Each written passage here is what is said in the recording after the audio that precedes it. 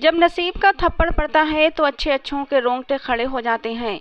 मैं तो था ही बदनसीब। सच कहा था किसी ने कि इंसान जो कुछ करता है उसका फल दुनिया में ही पाता है। अपना किया अपने आगे किसी न किसी सूरत में जरूर आता है। मैं दबे पांव दरवाजा खोलकर घर में दाखिल हुआ। मेरे लिए अच्छा था कि बरामदे का बल्ब बुझा हुआ था। मैंने यूं ही आराम से बगैर आवाज के दरवाजा बंद किया था और धीरे धीरे से कदम उठाता बरामदे में एक तरफ बने हुए बाथरूम में चला गया था। बाथरूम में दाखिल होते ही मैंने एक लंबी सांस भरी थी। अब मुझे कोई डर न था। थोड़ी देर के बाद बाथरूम से निकलकर मैं अपने कमरे में आ गया था, जहां मेरी पत्नी सुकून की नींद सो रही थी। मैंने तंजिया नजरों से उसकी तरफ देखा था, फिर उसकी बेवकूफ़ी पर सर झटका था। रात के 3 बज रहे थे। मेरी पत्नी इतनी गहरी नींद सोई थी कि उसको पता ही नहीं चलता था कि उसका पति रात रात भर घर से बाहर रहता है। वैसे मेरे लिए ये अच्छा ही था। उसकी ये बेहोशी की नींद मेरे लिए बहुत फायदेमंद साबित हुई थी, वरना शुरू शुरू दिनों में तो मैं परेशान हो गया था कि उसके होते हुए मैं घर से बाहर कैसे जाऊंगा। मैं तो उसको बेहोशी की दवा देने के बारे में सोच रहा था, लेकिन जल्दी ही मुझ पर यह हकीकत खुल गई थी कि उसको किसी भी दवा की जरूरत नहीं थी। ये तो मुर्दों से शर्त लगाकर सोती थी। सुबह 4 से 5 बार आवाज देकर जगाना पड़ता था, तब कहीं जाकर उसकी आंख खुलती थी। ये तो मुझे अपनी माँ या अपने पापा का डर था कि मैं इस समय तक घर आ जाता था, वरना अगर हम अकेले रहते होते तो मैं पूरे विश्वास से कह सकता हूँ कि अगर पूरी रात बाहर गुजारने के बाद सुबह के समय आकर मैं उसको जगाता तब भी उसको खबर न होती कि मैं रात भर इस कमरे में नहीं था, बल्कि बाहर आवारागर्दी कर रहा था। मुझे बहुत तेज नींद आ रही थी। मैं अपनी जगह पर लेटा और कुछ ही देर में नींद की गहरी वादियों में उतरता चला गया। अगले दिन मेरी आंख शोर सुनकर खुली थी। हवास ठिकाने हुए तो समझ में आया कि गैर मामूली तो कुछ भी न था, ये तो रोज का रूटीन था। पापा अपना गुस्सा मेरी माँ पर उतारते और मेरी माँ मेरी पत्नी को आड़े हाथों लेती थीं, क्योंकि झगड़े का कारण सिर्फ मैं ही हुआ करता था। पापा चाहते थे कि मैं सुबह सवेरे 6 बजे दुकान खोला करूं, जबकि सारी रात जागने के बाद मेरी आंख कोशिश के बावजूद भी 10 बजे से पहले नहीं खुलती थी। पापा मेरी माँ को डांटते कि उसे समय पर उठाकर काम पर भेजा करो, ताकि रूटीन पड़े और अपने काम की जिम्मेदारी समझे। मेरी माँ आगे से मेरी पत्नी पर सारी जिम्मेदारी डाल देती और बीच में माँ के गुस्से की वजह उसकी नींद भी होती थी। मेरी माँ उसको कहती कि कितनी बार कहा है समय से सो जाया करो और समय पर जागा करो। खुद भी तुम दिन चढ़े तक सोई रहती हो तो मेरे बेटे को कैसे जगाओगी? फिर ये तो तुम्हारा काम है कि पति को समय पर उठाना, नाश्ता बनाकर देना और फिर उसे काम पर भेजना। लेकिन तुम्हें तो कोई चिंता ही नहीं है। अब कल से मैं न देखूं कि तुम आधे दिन तक सोई पड़ी हो। या उसने जल्दी जाकर दुकान न खोली, वरना मुझसे बुरा कोई न होगा। मेरी माँ उसको और कुछ कहती, तब तक मैंने जाकर माँ के गले लग चुका था और माँ को शांत करने की कोशिश करने लगा। मैंने अपनी पत्नी को नाश्ता लगाने को कहा, जो माँ की डांट सुनते हुए सहमी हुई सी खड़ी थी। वो फौरन से किचन में चली गई। मैंने रोज की तरह अपनी माँ से वादा किया कि मैं कल से जल्दी जागूंगा। मेरी माँ हर रोज की तरह बहल गई थी, मगर खुद मुझे दूर दूर तक ऐसे कोई आसार नजर नहीं आ रहे थे कि जिस दिन मैं 6 बजे जाकर दुकान खोलता। खैर मेरी माँ को बहलाना ही तो था, सो मैंने बहला दिया था। मैं कमरे में आया और अलमारी से कपड़े लेकर नहाने चला गया। तैयार होकर बाहर आया तो मेरी पत्नी नाश्ता लगा चुकी थी और खुद एक तरफ हाथ बांधे और नजर झुकाए खड़ी थी। ये मेरा ही कमाल था कि वो मुझसे जबान लड़ाना तो दूर की बात, मेरी तरफ देखने की हिम्मत भी नहीं करती थी। मैंने शुरू दिन से ही उसको दबा कर रखा हुआ था और पहले दिन से ही उसे अच्छी तरह समझा दिया था कि मेरे सामने जबान चलाई या ज्यादा सर चढ़ने की कोशिश की तो मैं इस घर से निकालने में तुम्हें 1 मिनट भी नहीं लगाऊंगा। और इसी बात का असर था कि शादी के 6 महीने गुजर जाने के बाद भी वो मुझसे तेज आवाज में बोलने से झिझकती थी। मैंने उसे देखते हुए दिल ही दिल में खुद को खूब दाद दी थी, वरना जब मैं अपने यार दोस्तों को देखता था जो अपनी पत्नियों के नीचे दबे रहते थे, उनसे हजारों तरह की बुरी बातें सुनते थे, तो उनको देख देख कर मुझे गुस्सा आता था। मेरी नज़र में तो ऐसा मर्द मर्द कहलाने के लायक ही नहीं था जिसकी पत्नी ही उसके कंट्रोल में ना हो। खैर मैंने नाश्ता किया और दुकान पर जाने के लिए घर से निकल आया। 11:15 बजे के करीब मैं घर से निकला था और जब दुकान पर पहुंचा तो 12 बज चुके थे। मैंने दुकान खोली और बैठ गया। ग्राहक आना शुरू हो गए थे। ग्राहक अभी ज्यादा नहीं आ रहे थे, बस 1-2 ही ग्राहक ने आना शुरू किया था। दोपहर को दुकानदारी कम ही होती है। दुकानदारी का अच्छा समय तो सुबह और शाम को ही होता है। इसीलिए तो पापा सुबह सुबह दुकान खोलने पर शोर मचाते थे। मगर अब उनको कैसे बताता कि मैं सुबह सवेरे क्यों नहीं जा सकता। दोपहर का खाना मैं दिन में 2-2:30 बजे दुकान पर ही खा लिया करता था। पास ही दूध की दुकान भी थी और कुछ फासले पर एक होटल भी बना हुआ था। वहीं से रोटियां, अचार या सब्जी ले आता और खा लिया करता था। आज भी जब मैं खाना लेकर वापस आया तो दुकान के सामने एक लड़की खड़ी हुई थी। उसके शरीर पर एक पुराना सा लिबास पड़ा हुआ था और पाँव में टूटी फूटी सी चप्पलें थीं। मैंने एक नफरत भरी नज़र उस पर डाली। उसने अपने चेहरे पर मास्क लगा रखा था, मगर इसके बावजूद वो अपने चेहरे को छुपाने की कोशिश कर रही थी और साथ ही साथ मुड़ मुड़कर चारों तरफ देख रही थी। ऐसा लग रहा था जैसे वो अपने आप को किसी से छुपा रही थी। मैंने खाना एक तरफ रखा और उससे पूछा, तुम्हें क्या चाहिए? तो उसकी बहुत ही मरियल सी आवाज़ सुनाई दी। वो मुझसे 5 किलो आटा मांग रही थी। मैंने एक बार फिर से ऊपर से नीचे तक उसका पूरा जायजा लिया और फिर उसको आटा तोल कर दे दिया। उसने अपने हाथ में मौजूद 150 के तोड़े मुड़े नोट काउंटर पर रखे और फिर जल्दी से आटा उठाकर भाग गई। मैंने फौरन से नोट खोलकर देखे कि कहीं ये मुझे बेवकूफ़ तो नहीं बना गई। नोटों की हालत बहुत ख़राब सी थी, मगर थे असली ही। मैंने वो उठाकर गले में डाले और फिर खाना खाने बैठ गया। मैंने रात को 8 बजे के करीब दुकान बंद कर दी, क्योंकि ग्राहक नहीं आ रहे थे और दूसरा मुझे भी नींद आ रही थी।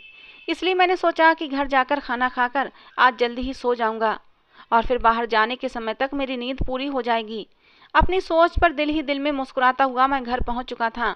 मैंने खाना खाया और जाकर कमरे में सोने के लिए लेट गया, जबकि बाकी सब लोग अभी बाहर ही बैठे हुए थे। उन सब ने 10 बजे के करीब ही सोना होता था और जैसा मैंने सोचा था ऐसा ही हुआ। मेरी आंख मेरे मोबाइल पर होने वाले वाइब्रेशन से खुली थी। घड़ी पर समय देखा तो 12:15 बज रहे थे। फ़ोन पर बार बार मेरे दोस्त की कॉल आ रही थी। मैंने गर्दन घुमाकर देखा तो एक तरफ मेरी पत्नी सो रही थी। मैं उस पर एक नज़र डालता हुआ अपने कमरे से बाहर निकल आया। अब मैं अपने मम्मी पापा को देखकर तसल्ली करना चाहता था कि वो भी सो गए हैं या नहीं। अपनी तरफ से तसल्ली कर लेने के बाद कमरे में आया, अपनी चादर उठाई और बिना आवाज़ किए घर से निकल गया। मेरे दोस्त मेरा ही इंतजार कर रहे थे। कुछ ही देर बाद हम अपनी खास जगह पर पहुंच चुके थे और सब बैठकर अपने अपने किस्से सुना रहे थे कि वो अपनी अपनी पत्नियों से कैसे बचकर आए हैं और उनको कैसे चकमा देकर निकले हैं। एक दो ने तो अपनी अपनी पत्नियों को नींद की गोलियां देना भी शुरू कर दी थीं। मैं इस सब मामले में गर्दन अकड़ाकर बैठा हुआ था, क्योंकि उन सब के बीच मैं ही एक अकेला था जिसको न किसी बहाने की ज़रूरत पड़ती थी और ना ही कोई चकमा देने की और ना ही अपनी पत्नी को नींद की दवा देने की। मेरी पत्नी थी ही बेवकूफ़। उसके दिमाग में तो कभी ये बात आई भी ना होगी कि रातों को मैं घर से बाहर रहता हूँ। मैं मज़े से दोस्तों के बीच बैठा अपनी पत्नी का मजाक उड़ा रहा था और सबको उसकी कम अक्ली और बेवकूफ़ी के किस्से सुना रहा था, ये जाने बगैर कि यहाँ बैठकर मैं जिसकी बेवकूफ़ी के किस्से सुना रहा था वो कितनी अक्लमंद और समझदार थी। उसका अंदाज़ा मुझे जल्दी ही होने वाला था। जब पूरी रात गुजारने के बाद मैं रूटीन के अनुसार 3:45 बजे घर पहुंचा तो मेरे सर पर आसमान टूट पड़ा। मेरा नाम आकाश है। मेरा संबंध एक बहुत ही गरीब इलाके से है। मेरे पापा सरकारी स्कूल में टीचर थे और मेरी माँ घरेलू औरत थीं। मेरे माँ और पापा की शादी बड़ों की मर्जी से हुई थी, जो अब तक बड़ी कामयाबी से चल रही थी। वो बहुत ही खुशगवार ज़िंदगी गुजार रहे थे। मेरी पैदाइश उनकी शादी के 2 साल बाद हुई थी। मेरे आने से उनकी खुशियों को 4 चांद लग गए थे। सब मेरी बलाएं लेते रहते थे। मैं बहुत खूबसूरत था और अपने माँ बाप की पहली औलाद भी था, तो माँ बाप मेरे नखरे उठाते न थकते थे। पापा गर्व से मुझे सबसे मिलवाते कि ये मेरा सहारा बनेगा, ये मेरा बड़ा बेटा है, ये मेरे बुढ़ापे का सहारा बनेगा। वहीं मेरी माँ भी मुझसे ढेरों उम्मीदें लगाए बैठी थीं, मगर काश कि उनको खबर होती कि मैं उनके बुढ़ापे में कैसे उनके सरों पर मिट्टी डालने का काम करूँगा, कैसे उनके नाम को डुबा दूंगा, तो वो पैदा होते ही मेरा गला घोंट कर मुझे मार देते। मगर उनको तो अंदाज़ा भी नहीं था कि जिसको वो अपना गर्व कह रहे थे वही बुढ़ापे में उनका नाम खराब करेगा और सारे जमाने के सामने उनको बदनाम कर देगा। मैं एक बहुत ही समझदार और होशियार बच्चा था। स्कूल में हमेशा अच्छे नंबरों से पास हुआ करता था। सारी टीचर्स मुझे बहुत पसंद करती थीं। मेरे मम्मी पापा भी मेरे अच्छे नंबर देखकर बहुत खुश हुआ करते थे। मेरे 3 साल बाद मेरी बहन की पैदाइश हुई थी, जिसका नाम मेरी माँ ने कोमल रखा था और मेरी बहन 10वीं तक मेरे पापा के स्कूल में ही पढ़ती थी। मैं बहुत ही सख्त और पुरानी सोच का मालिक था। स्कूल में तो चलो मैं और पापा दोनों होते थे, मगर कॉलेज घर से काफ़ी दूर था। इसलिए मैंने कोमल की जिद के बावजूद भी उसको कॉलेज में दाखिला नहीं लेने दिया। मैं खुद जिस कॉलेज में पढ़ता था वो सिर्फ लड़कों का कॉलेज था। यूँ मैंने घर में पहला फैसला किया और सबको मेरा ये फैसला मानना पड़ा। मेरा तो सीना ही चौड़ा हो गया था। मुझे कॉलेज जाते हुए 4 साल हो गए थे और इस दौरान जिन लड़कों की संगत में मैं बैठ रहा था मैं भी उनके जैसा ही हो गया था। कोमल अब प्राइवेट पढ़ाई कर रही थी। मैं सुबह सवेरे घर से कॉलेज के नाम पर निकल जाता और सारा दिन आवारा दोस्तों के साथ आवारा गर्दियाँ करता और शाम से पहले ही घर में दाखिल होता। समय गुजरता जा रहा था। मेरा कॉलेज में आखिरी साल चल रहा था। मैंने पापा से जिद करके 10वीं क्लास के बाद ही मोबाइल फ़ोन ले लिया था। मेरी पूरी रात मोबाइल फ़ोन पर लड़कियों से गपशप लगाने में ही गुजरती थी। यही मेरे दोस्तों का और मेरी ज़िंदगी का रूटीन बन चुका था। घर से निकलते ही हम लोग गैरत के चोले उतार फेंकते थे और बाहर आने जाने वाली लड़कियों पर लाइन मारते थे और उन्हें तंग करते थे। कुछ तो बेचारी डर कर रास्ता ही बदल लेती थीं और कुछ हमारे ही जैसी होती थीं जो दोस्तियां लगाने में खुशी महसूस करती थीं। हम लड़कों का भी जैसे और कोई काम ही नहीं था, बस लड़कियां सेट करनी और दूसरों के आगे बढ़ाई मानी कि मेरी इतनी लड़कियों से दोस्ती है, इतनी मेरे साथ सेट हैं।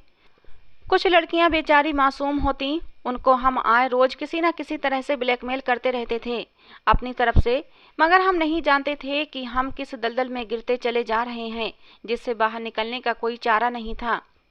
एक दिन आदत के अनुसार मैं यूं ही रात में मोबाइल पर बिजी था जब मुझे मेरे दोस्त की कॉल आई।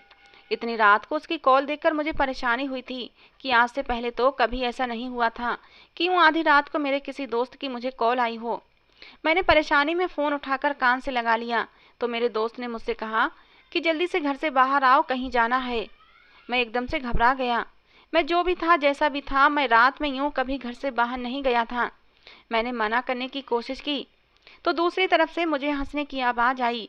मेरे दोस्त मुझे डरपोक कह रहे थे और मेरा मजाक उड़ा रहे थे।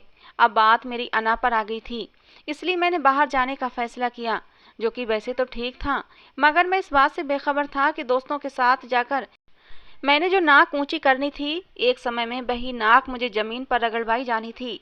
मगर मैं इस बात से बेखबर था तो जल्दी से तैयार हुआ और एक नज़र पूरे घर पर डाली, फिर दबे पाँव घर से बाहर जाने लगा।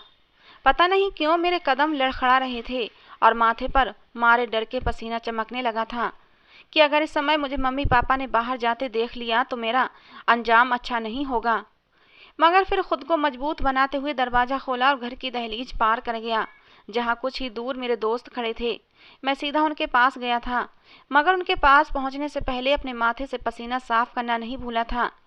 मैंने अपने दोस्तों से पूछा कि इस समय आधी रात को उनको किस पागल कुत्ते ने काट लिया है जो यूं गर्म बिस्तर छोड़कर सर्दी में खड़े हैं। तो मेरे दोस्त कहकहा लगाकर हंस दिए, फिर बोले कि चिंता ना करो, जहाँ हम जा रहे हैं वहाँ का माहौल भी गर्म है, तुम्हें गर्म बिस्तर छोड़ने का अफसोस नहीं रहेगा। खैर हम सब गाड़ी में बैठे और एक ख़ास जगह की तरफ चल पड़े। लगभग आधे घंटे के सफ़र के बाद गाड़ी एक फार्म हाउस के सामने रुकी और मैं गाड़ी से उतरकर दोस्तों के साथ अंदर जाने लगा। मेरा ज़मीर बार बार मुझे चीख चीख कर अंदर जाने से रोक रहा था, मगर मैंने अपने ज़मीर की आवाज़ को कुचल कर सुला दिया और अंदर दाखिल हो गया। जैसे ही मैं अंदर पहुंचा, मेरी आंखें हैरत से फटने वाली हो गईं। मुझे अपनी आंखों पर विश्वास नहीं आ रहा था। हॉल में नाच गाने की महफिल सजी हुई थी। 3 लड़कियां बहुत ही भद्दे लिबास में डांस कर रही थीं। यहाँ भी मेरे ज़मीर ने मुझे रोकना चाहा, मगर मैंने ना सुनी और एक तरफ जाकर बैठ गया और वहीं बैठे बैठे मैं सिगरेट सुलगाने लगा और कश लगाने लगा। सिगरेट मैंने 11वीं क्लास से ही पीना शुरू कर दी थी। मेरे दोस्त भी सिगरेट पीते रहे और नाच गाने की महफिल का मज़ा लेते रहे, मगर वो साथ ही साथ लड़कियों से छेड़खानियां भी कर रहे थे। मैं अब इस महफिल में ज़्यादा देर बैठ न सका। मुझे घर की चिंता सताए जा रही थी और अजीब सी बेचैनी थी। इसी बेचैनी को दूर करने के लिए मैं 1 घंटे बाद ही अपने घर में मौजूद था। हालांकि मेरे दोस्तों ने मुझे रोकने की कोशिश की थी कि अभी तो सिर्फ नाच गाने का दौर है, अभी तो हमने अपनी रात भी रंगीन करनी है, लेकिन मेरा दिल अजीब तरह से धड़क रहा था। शायद ये सब कुछ पहली बार नया नया था, इसलिए मैं रुक न सका। घर में दाखिल होते ही एक सर्द हवा का झोंका जैसे ही मेरे शरीर से टकराया, मुझे एकदम से सुकून आ गया और मैंने खुद से वादा किया कि अब दोबारा ऐसी जगह पर नहीं जाऊंगा। मगर अगले दिन ही मैं फिर से अपने वादे से मुकर चुका था। अब समय के साथ साथ मेरा डर कम होता चला गया। अब मैं बगैर किसी के बुलाने के वहाँ चला जाया करता था। वहाँ कुछ हसीनाएं तो अपनी मर्जी से आती थीं, जबकि कुछ लड़कियों को ज़बरदस्ती लाया जाता था और कुछ मजबूरी में आती थीं। मेरे दोस्त उनकी बेबसी और लाचारी का खूब फ़ायदा उठा रहे थे। 12-1 बजे तक नाच गाने की महफिल सजती और उसके बाद वो लड़कियां हमारे बिस्तरों पर होती थीं। बात अब सिर्फ सिगरेट तक ना रही थी, बल्कि हम लोग तो अब पाउडर का इस्तेमाल भी करने लगे थे। नशे की बुरी लत ने हमारी हालत कुछ ही दिनों में ख़राब कर दी थी। मेरी पढ़ाई पूरी हुए अब 2 साल का समय गुजर चुका था, मगर अभी तक मुझे कोई अच्छी नौकरी नहीं मिली थी। उसकी एक वजह शायद ये भी थी कि मैं कोई नौकरी करना ही नहीं चाहता था। कुछ समय बाद मैंने एक किराना स्टोर खोल लिया, क्योंकि घर में पापा लगातार नौकरी के लिए जोर दे रहे थे। तो उनसे बचाव के लिए मैंने दुकान खोल ली और उस पर बैठ गया। चलो नाम का ही सही, कम से कम बिजनेस तो था ही। उन्हीं दिनों घर में मेरी बहन के रिश्ते आने लगे। जब मेरी माँ ने बहन के मामले में मेरी राय लेनी चाहिए तो मुझे खुद पर बहुत गर्व महसूस हुआ। जल्दी ही एक जगह मेरी बहन की बात पक्की कर दी गई। उसके साथ ही न जाने पापा को क्या सूझी कि उन्होंने मेरा रिश्ता भी एक जगह तय कर दिया। मुझे इस बार बहुत गुस्सा आया, क्योंकि पापा ने इस बार मुझसे कोई राय न ली थी। मैंने बहुत शोर मचाया कि मैं अभी शादी नहीं करना चाहता। शादी का मतलब मुझसे मेरी आज़ादी का छिन जाना था। शादियों का अंजाम मेरे सामने था। मेरे कुछ दोस्त पक्के जोरू के गुलाम बने हुए थे। शादी से पहले जो बेफिक्री से हर तरफ आते जाते थे, हर बात में अपनी मर्जी करते थे, अब वो पूरी तरह से अपने पत्नियों के गुलाम बन गए थे। बस इसी वजह से मैं शादी के नाम से भागता था, मगर पापा के सामने मेरा कोई दांव न चला। यूं मेरी बहन की शादी से महीना भर पहले मेरी शादी कर दी गई। 1 हफ्ते तक मेरी रूटीन बहुत ख़राब रही, मगर उसके बाद मैं अपनी पत्नी की तरफ से बेफिक्र हो गया। वो बहुत ही सीधी और आज्ञाकारी थी। मैंने उसे सिर्फ एक बार समझाया था कि मुझसे बेकार में उलझने की ज़रूरत नहीं है और ना ही बेकार के सवाल जवाब करने की ज़रूरत है। बेकार में उलझने वाली औरतें मुझे बिल्कुल पसंद नहीं। अगर तुमने मुझे बेकार में सवाल जवाब किए या मेरी ज़िंदगी में ज़्यादा दखल देने की कोशिश की तो मैं तुम्हें एक ही दिन में इस घर से चलता कर दूंगा। मेरी पत्नी एक ही बार में मुझसे डरने लगी थी। मेरी शादी को कोई 10 दिन बाद की बात है। मेरी पत्नी मायके गई हुई थी। मैं सुबह सोकर उठा। हाथ मुंह धोने के बाद मैंने अपनी बहन से कहा कि मुझे नाश्ता कमरे में ही लाकर दे दो। कुछ देर बाद मेरी बहन नाश्ता लेकर कमरे में आ गई थी। मैं नाश्ता करने लगा, जबकि वो मेरे पास ही बैठ गई। मैंने सवालिया नज़रों से उसकी तरफ देखा और पूछा, कोई काम है? तो वो इधर उधर देखने लगी और फिर आखिर हिम्मत करके बोल ही पड़ी। और उसकी बात सुनते ही एक पल के लिए लगा कि मेरा पारा आसमान तक पहुंच गया है। मैं उसे शक भरी नज़रों से देखने लगा। मुझे उसकी दिमागी हालत पर शक हुआ था। शादी में 20 दिन रह गए थे और वो शादी करने से मना कर रही थी। मैंने बहुत गुस्से से कहा कि तुम्हारा दिमाग तो ख़राब नहीं हो गया है, क्या बकवास कर रही हो? तो वो रोने लगी और कहने लगी, भैया प्लीज़ पापा को कहो उन लोगों को मना कर दें। मैं वहाँ शादी नहीं करना चाहती। मुझे वो लड़का पसंद नहीं है। मैंने अपनी बहन की बात सुनकर कई थप्पड़ उसके मुंह पर दे मारे और फिर जो शादी 20 दिन के बाद होनी थी वो मैंने 1 हफ्ते के अंदर करवाकर उसको इस घर से विदा कर दिया। वो रोती रही। उसने मेरे बहुत हाथ पैर जोड़े, मगर मैंने उसकी एक न सुनी। लेकिन उसने विदाई से पहले जो बात मुझसे कही, उस बात ने पूरे घर की छत मेरे सर पर गिरा दी थी। मैंने अपनी तरफ से अपने इस राज को सबसे छुपाया हुआ था, मगर मेरी बहन मेरे बारे में सब जानती थी। उसने मुझसे कहा कि भाई आपने मेरे साथ जो किया सो किया, मगर भाभी के साथ ऐसा मत करो। तुम जो कर रहे हो वो बहुत गलत है, ऐसा मत करो। मजलूमों की आह मत लो। ऐसा करोगे तो एक दिन भगवान तुम्हें बहुत बड़ी सजा देगा।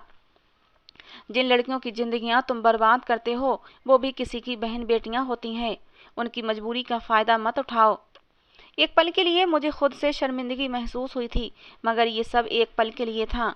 मैं जो सबके सामने बहुत ही चरित्रवान और आज्ञाकारी बना हुआ था, लेकिन मेरे चरित्र का खोखलापन मेरी बहन पर जाहिर हो गया था। मगर उसने कौन सा इस घर में रहना था। मैंने उसकी बात को बातों ही बातों में उड़ा दिया। मेरी बहन मेरे माँ पापा को आकर सब कुछ बता ना दे, इसलिए मैंने घर में शोर मचा दिया कि जो भी कोमल से रिश्ता रखेगा मैं उससे सारे रिश्ते ख़त्म कर लूँगा। अगर कोमल इस घर में आई तो मैं इस घर को छोड़कर चला जाऊँगा। मेरे माँ बाप ने वजह पूछी तो मैंने बता दिया कि वो ये शादी नहीं करना चाहती थी। वो अपनी राह से भटक गई थी और दूसरे लड़के के चक्कर में पड़ गई थी। इसीलिए तो मैंने ये शादी इतनी जल्दी जल्दी में करवाई थी।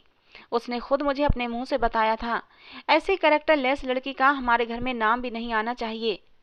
मेरे पापा बहुत गैरतमंद थे। जब उन्होंने अपनी बेटी के बारे में ये सुना तो बहुत गुस्सा हुए और उन्होंने मेरी ही साइड ली कि आज के बाद कोमल का नाम इस घर में कोई नहीं लेगा। मैं अब शराब और नशे की लत में लगकर अब हर गलत काम करने लगा था। भगवान ने मुझे एक पाक साफ पवित्र रिश्ता दिया हुआ था।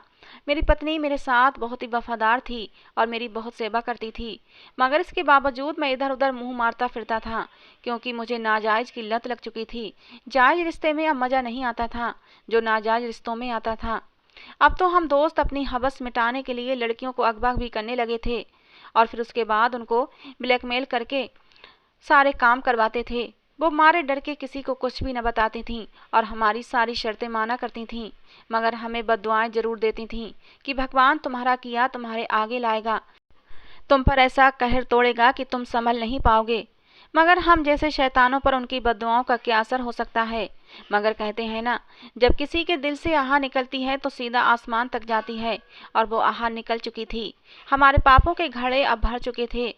उस रात जब मैं अपने दोस्तों के बीच बैठा अपनी पत्नी की बुराइयां कर रहा था और जब मैं घर लौटा तो मुझे किसी अनहोनी का एहसास हुआ था, और वो अनहोनी यही थी कि मेरी पत्नी जाग रही थी, बल्कि मुझे देखते ही मेरे कदमों में आकर बैठ गई और रोने लगी। कहने लगी, प्लीज ये सब कुछ छोड़ दो, पाप के रास्ते पर मत चलो। तुम मुझसे खुश नहीं हो तो दूसरी शादी कर लो, मगर यूं और पाप मत करो। किसी को पता चल गया तो कोई क्या कहेगा। उसने आज पहली बार मेरे सामने जबान खोली थी और उसकी बातों से पता चल रहा था कि वो पहले से मेरे बारे में सब कुछ जानती है। मेरा दिमाग घूम गया था। मैंने फौरन से दरवाज़ा बंद किया और उसे बेदर्दी से मारना शुरू कर दिया। वो मेरे हाथ पैर जोड़ती रही, मगर मुझे उस पर दया न आई। मैं तब तक उसे मारता रहा जब तक मेरा गुस्सा उतर न गया। मैं उसे मारता रहा, ये जाने बगैर कि वो तो कब से मेरी मार के आगे अपना दम तोड़ चुकी थी। उसका शरीर ठंडा पड़ चुका था, लेकिन मेरे ऊपर शैतान सवार हो चुका था। मुझे कुछ भी दिखाई नहीं दे रहा था। मैं उसको यूं ही छोड़कर सो गया। सुबह मेरी आँख खुली तो देखा कि वो अब तक रात वाली जगह पर पड़ी हुई थी। मैंने गुस्से से उसे उठाकर खड़ा करने की कोशिश की, मगर वो अगले ही पल जमीन पर गिर गई। मैंने जल्दी से उसकी नब्ज चेक की। उसका सर्द पड़ा हुआ शरीर मुझे उसकी मौत की खबर दे चुका था। मैंने कमरे का दरवाज़ा खोलकर बाहर झाँका। पापा स्कूल चले गए थे। मेरी माँ भी शायद पड़ोस में गई हुई थी। मैंने मौका गनीमत जाना और घर के पीछे बने एक पुराने से कुएं में अपनी पत्नी को फेंक दिया और फिर आकर आराम से नाश्ता करने लगा। कुछ देर बाद मेरी माँ घर आ गई। उसने मेरी पत्नी का पूछा तो मैंने मकारी से कह दिया कि उसकी माँ की सेहत खराब थी, इसलिए अपने घर गई है। मेरी माँ को उसके अकेले जाने पर हैरानी हुई थी। तभी मैंने कहा कि मैंने खुद उसे रिक्शे पर बिठाया है, चली गई होगी। मैं नाश्ता करके दुकान पर आ गया। मेरा जमीर मुर्दा हो चुका था, इतना कि मैं शराबी और कातिल होने के बावजूद भी बहुत ही आराम और सुकून से घूम रहा था। मुझे किसी भी तरह का कोई गिल्ट या शर्मिंदगी नहीं थी। और तो और जब 2 दिन के बाद भी मेरी पत्नी घर ना आई तो मैंने मम्मी और पापा के सामने शक का इजहार किया और उसके घर कॉल करके उसके बारे में पूछा, और उनका जवाब मेरी सोच के अनुसार ही था कि वो तो यहाँ आई ही नहीं है। बस फिर क्या था, मैंने कहानी पहले से तैयार कर रखी थी। मैंने अपनी तरफ से उसकी हर तरफ तलाश शुरू कर दी, लेकिन वो जिंदा होती तब मिलती ना। मैंने सबके सामने यही शोर कर दिया कि वो किसी के साथ भाग गई है। अब दोबारा इस घर में उसका नाम न लिया जाए। मेरी ससुराल में भी कोई नहीं था। मेरी पत्नी की बस एक बूढ़ी माँ थी, वो अकेली की छानबीन करती। इस तरह कुछ ही दिनों में मामला ठप हो गया और मैं रोजाना की तरह रूटीन पर आ गया। उस दिन भी वो गरीब लड़की आटा लेने आई। मैंने गौर से उसका जायजा लिया। अब वो हर तीसरे चौथे दिन आटा लेने आती थी। यूं ही एक दिन जाने मुझे क्या सूझी कि जब वो दुकान पर आई तो मैंने उसके कान में कहा कि अगर 50 किलो आटा फ्री चाहिए तो मेरे साथ एक रात गुजारो और रात को 12 बजे दुकान पर आ जाना। मैंने अपनी तरफ से सोचा था कि शरीफ लड़की है, मना कर देगी और उससे जान छूट जाएगी, क्योंकि आटे के साथ वो छोटी मोटी चीज़ें उधार लेकर जाती रहती थी, जिसका बिल 2500 से ऊपर हो गया था। मैंने उसे पीछा छुड़ाना चाहता था, मगर उस लड़की की बात सुनकर मैं हैरान रह गया था, क्योंकि वो मेरी बात मानने के लिए राजी हो गई थी। मैंने आधी रात को उसको दुकान पर आने को कहा और उसके जाने के बाद अपने दोस्तों को भी नए शिकार के बारे में बता दिया। वो भी रात को दुकान पर आ गए थे। रात को ठीक 12 बजे वो लड़की दुकान पर आई। मैंने उसके अंदर आते ही दुकान का शटर बंद कर दिया। वो लड़की 4 और लड़कों को देखकर जरा भी नहीं घबराई थी और अजीब सी नज़रों से हम चारों को देख रही थी। उसका इतना कॉन्फिडेंस देखकर मैं हैरान रह गया था, मगर जैसे ही उसने अपने चेहरे से चादर और मास्क उतारा, मेरे ऊपर कयामत टूट पड़ी थी। मेरे दोस्त हवस भरी नज़रों से सामने खड़ी लड़की को देख रहे थे, जबकि मैं तो मारे शर्मिंदगी की नज़र उठाने के काबिल भी नहीं रहा था। इतनी ही देर में दुकान का शटर खुला और आने वाले लोगों को देखकर हमारे पसीने छूट गए थे। सामने ही मेरे माँ पापा और साथ ही मेरे दोस्तों के माँ बाप भी थे और उनकी पत्नियां भी मौजूद थीं। लड़की को देखकर मेरे दिमाग में उन लड़कियों की बद्दुआएं गूंजने लगीं कि एक दिन ऐसा आएगा कि जो कुछ तुम कर रहे हो वो सब तुम्हारे आगे आएगा। और आज वो दिन आ गया था। वो गरीब लड़की कोई और नहीं बल्कि मेरी अपनी सगी बहन थी। हम अपने माँ बाप के सामने नज़र उठाने के काबिल नहीं रहे थे। मेरी बहन ने कहा कि मैंने तुम्हें कितना समझाया था, लेकिन तुमने मेरी बात नहीं मानी। तुम भाभी के साथ गलत करते रहे। इधर मेरा पति भी तुम्हारे जैसा ही निकला। वो भी यूं ही बाहर मुंह मारने का आदी था। मैं उसे ये सब करने को मना करती तो वो मुझे धमकी देता, जो तुम भाभी को देते थे कि अगर उसने किसी से कुछ कहा तो तुम उसे तलाक दे दोगे। वही मुझे देता था। रोज मेरे साथ मारपीट करता था। तुम्हारी दुकान पर भेजता कि सौदा लेकर आओ, क्योंकि खुद वो कोई काम नहीं करता था। इसलिए मैं तुम्हें मना करती थी कि किसी की बद्दुआ लगी तो तुम्हारे आगे जरूर उतरेगी। देख लो, आज तुम्हारी बहन के साथ भी वही कुछ हो रहा है जो तुमने भाभी के साथ किया है। मेरी बहन ने अपने शरीर से चादर उतार दी। उसके पूरे शरीर पर चोटों के निशान थे और उन चोटों को देखकर मेरा दिल दहल गया था। उसका पति भी उसके ऊपर वही जुल्म करता था जो मैंने अपनी पत्नी पर किए थे। हाँ, ये अलग बात थी कि मैं अपनी पत्नी को मौत की नींद सुला चुका था। पुलिस आई और मुझे और मेरे दोस्तों को हथकड़ियां पहना कर ले गई। मेरे दोस्तों को 5-5 साल की कैद हुई थी, जबकि मेरे पीछे घर से मेरी पत्नी की लाश मिल जाने के बाद मेरा जुर्म साबित हो चुका था। मुझे उम्र कैद की सज़ा सुनाई गई थी। तब से अब तक मैं जेल में हूँ। मेरी सज़ा के 8 साल गुजर चुके हैं, लेकिन इससे लंबी और तकलीफ वाली सज़ा तो वो है जो मुझे मेरे घर वालों ने दी है। मैंने मम्मी पापा अपनी बहन के कदमों में अपनी नाक तक रगड़ ली, मगर उन लोगों ने मुझे माफ़ नहीं किया। और करते भी कैसे? मेरी वजह से वो लोगों में मुंह दिखाने के लायक नहीं बचे थे। मेरी बहन की तलाक हो गई थी और मेरे घर वाले घर छोड़ने और शहर छोड़ने पर मजबूर हो गए थे। मैं रोज भगवान से अपने पापों की माफ़ी मांगता हूँ। काश कि भगवान मुझे माफ़ कर दे, और यही उम्मीद मुझे अपने घर वालों से है। न जाने वो मुझे माफ़ करेंगे भी या नहीं। तो दोस्तों, ये थी आज की हमारी कहानी। आपको कैसी लगी ज़रूर बताना। पसंद आई हो तो प्लीज़ एक लाइक करना। रोज़ एक नई कहानी सुनने के लिए हमारे चैनल को सब्सक्राइब करना। कहानी को अंत तक सुनने के लिए आप लोगों का बहुत बहुत धन्यवाद दोस्तों। मिलते हैं अगली किसी नई कहानी के साथ।